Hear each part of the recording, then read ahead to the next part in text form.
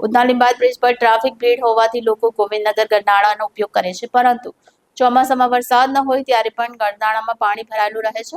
Repairing અને ખાડાઓના પુરાણ કાર્યો બાકી હોવાથી વાહન ચાલકો મુશ્કેલીનો સામનો કરવો પડે છે.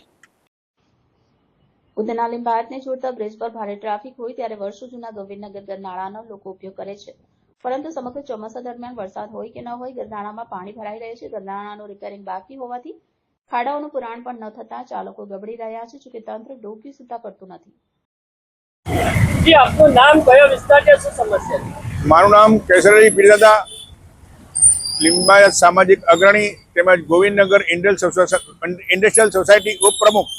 અહીંયા road number 0 Udhna Sanjaynagar railway ગરનાળામાં કાયમી પાણીનો ભરાવાની જે સમસ્યા છે એના માટે વારંવાર લેખિત, મૌખિક, ઓનલાઈન અરજી કરવા છતાં આનો કાયમી ઉકેલ આવેલ નથી અને ગરનાળામાં મોટા ખાડાઓ પડી જવાથી આવતા જતા વાહનો પડી જાય છે. કેટલાક લોકોનું હાથ અને પગને ચોટ આવેલ છે અને બહુ મોટી સમસ્યા છે, જેથી અમે પ્રશાસનને અપીલ કરીએ છીએ કે આ કાયમી ગંદા પાણીનો ભરાવો જે બાજુમાં ડ્રેનેજ જાય છે તેને કાયમી રીતે કમ્પ્લીટ કરી અને પાણીનો નિકાલ થાય એના માટે ખાસ નમ્ર અરજ છે.